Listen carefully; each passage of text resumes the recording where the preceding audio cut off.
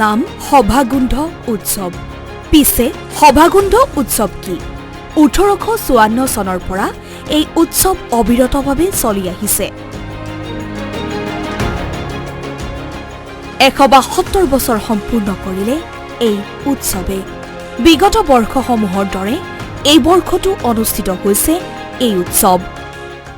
আৰু এটা ঐতিহ্য পৰম্পৰা, বামুণী অঞ্চলৰ ঐতিহ্য পৰম্পৰা ৰক্ষাৰ লগতে এটা ধৰ্মীয় চিন্তাৰে সমাজত এনেধৰণৰ এটা নতুন প্ৰজন্মৰ লগতে সমাজখনৰ এটা সুন্দৰ নিদৰ্শন দাঙি ধৰিছে। প্ৰতি বছৰৰ মাঘ মাহৰ 5 আৰু 6 তাৰিখে হাজোৰ বামুণ্ডীত এই গৌৰৱময় পৰম্পৰা অনুষ্ঠিত হৈ আহিছে। অতিথি সন্মান, সামাজিক ঐক্য আৰু ভাতৃত্ববোধৰ এক জীৱন্ত নিদৰ্শন এই উৎসৱ।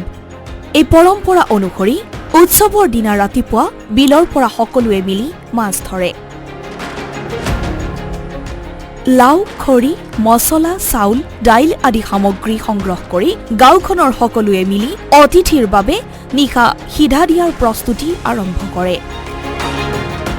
এই দীঘলীয়া যাত্ৰাই প্ৰমাণ কৰে যে এই উৎসৱৰ ঐতিহাসিক গুৰুত্ব আৰু সমাজত ইয়াৰ গভীৰ শিপা।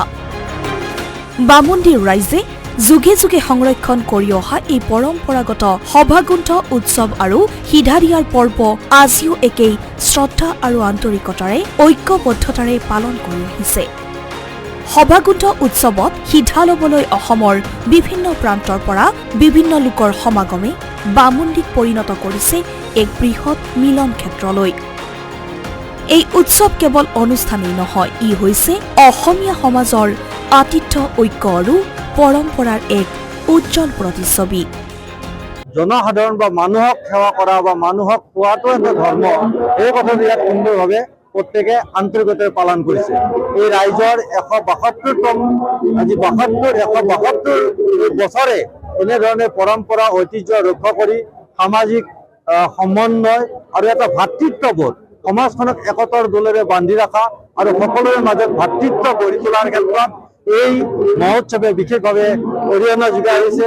আৰু ভৱিষ্যত দিনতো আমাৰ ইতিহাস নতুন প্ৰজন্মই এনেধৰণৰ পৰম্পৰা, এটা ঐতিহ্য আৰু এটা ভাতৃত্ব চিন্তাৰে সমাজক অধিক খটখটীয়া কৰিব বুলি আশা ৰাখিছোঁ।